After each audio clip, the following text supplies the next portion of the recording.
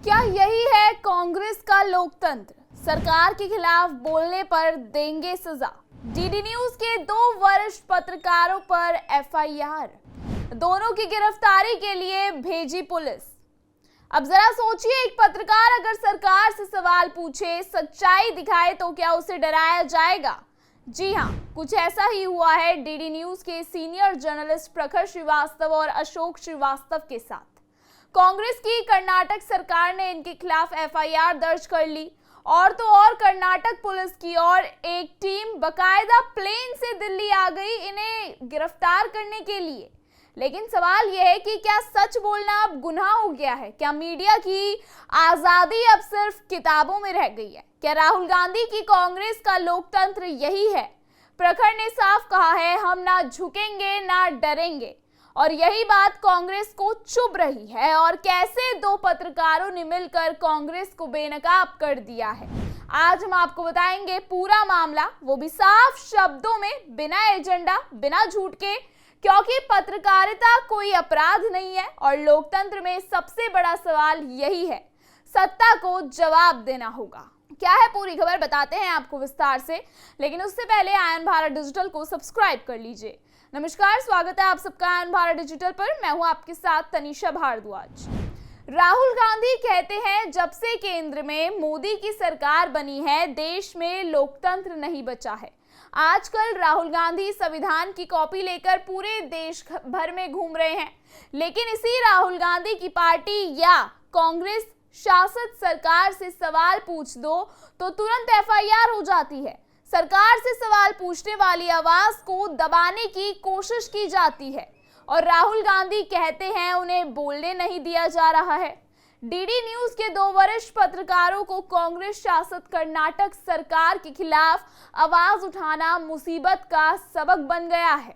अब जरा सोचिए, आप एक पत्रकार हैं, काम आपका यही है कि जो भी सरकार हो उससे सवाल पूछना, सच दिखाना, लेकिन अगर कोई सरकार उसी सच के लिए आपको जेल भेजना चाहती है तो क्या इसे लोकतंत्र कहेंगे? ठीक यही हुआ है डीडी न्यूज के 2 सीनियर पत्रकारों प्रखर श्रीवास्तव और अशोक श्रीवास्तव के साथ। कांग्रेस की कर्नाटक सरकार ने दोनों के खिलाफ एफआईआर दर्ज करवाई और उसके बाद तो हद ही हो गई। कर्नाटक पुलिस की टीम दिल्ली तक भेज दी गई, प्लेन से, सिर्फ इसलिए कि इन्हें गिरफ्तार किया जा सके और बेंगलोर लाया जा सके। अब सवाल यह है, क्या वाकई इन पत्रकारों ने ऐसा कुछ किया जो देशद्रोह जैसा है, या फिर ये सिर्फ इसलिए टारगेट किए जा रहे हैं क्योंकि ये कांग्रेस से सवाल पूछ रहे हैं? प्रखर श्रीवास्तव ने सोशल मीडिया पर साफ साफ लिखा है, हम ना झुकेंगे ना टूटेंगे, तर्क, तथ्य और सबूत से जवाब देंगे। और यही बात कांग्रेस को बुरी लग रही है, क्योंकि कांग्रेस को पसंद है वो पत्रकार जो सिर्फ उसके गुण गाएं, जो उसके नेताओं की हर गलती पर आंख मूंद ले, लेकिन जो सच बोले वो बन जाता है उनका दुश्मन। अब एक नजर डालिए कांग्रेस के पुराने रिकॉर्ड पर। इसी साल कर्नाटक पुलिस ने ही देश के जाने माने पत्रकार अर्नब गोस्वामी के खिलाफ केस दर्ज कराया था और उन्हें गिरफ्तार करने के लिए बेंगलोर से पुलिस की टीम को नोएडा भेजा गया था। इससे पहले भी याद है 2020 का वो वक्त जब महाराष्ट्र में कांग्रेस की सरकार थी और अर्नब गोस्वामी को अचानक गिरफ्तार कर लिया गया था।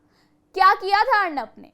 सिर्फ सरकार से सवाल पूछे थे। छत्तीसगढ़ में कई स्थानीय पत्रकारों को डराने के लिए फर्जी केस बनाए गए। मणिपुर में एक पत्रकार को सिर्फ फेसबुक पोस्ट लिखने के लिए जेल भेज दिया गया।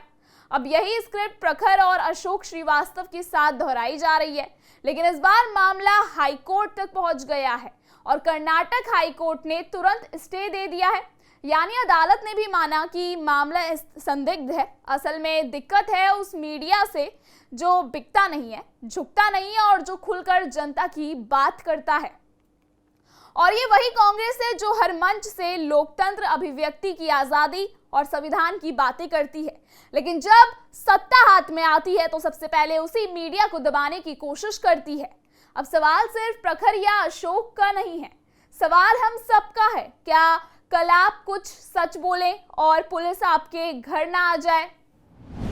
प्रखर ने दिनकर जी की पंक्तियां लिखी, अब जो सिर पर आ पड़े नहीं डरना है, एक बार जन्मे हैं तो 2 बार नहीं मरना है।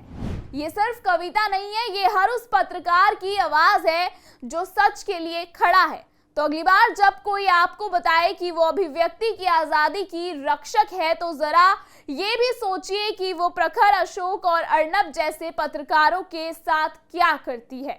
क्योंकि मीडिया अगर चुप हो गया तो सत्ता बेकाबू हो जाएगी और इस देश में जब तक एक भी ईमानदार पत्रकार जिंदा है, लोकतंत्र की सांसें चलती रहेंगी। अगर आप भी मीडिया की आजादी के साथ हैं तो इस वीडियो को शेयर कीजिए और कमेंट में लिखिए, हम सच के साथ हैं।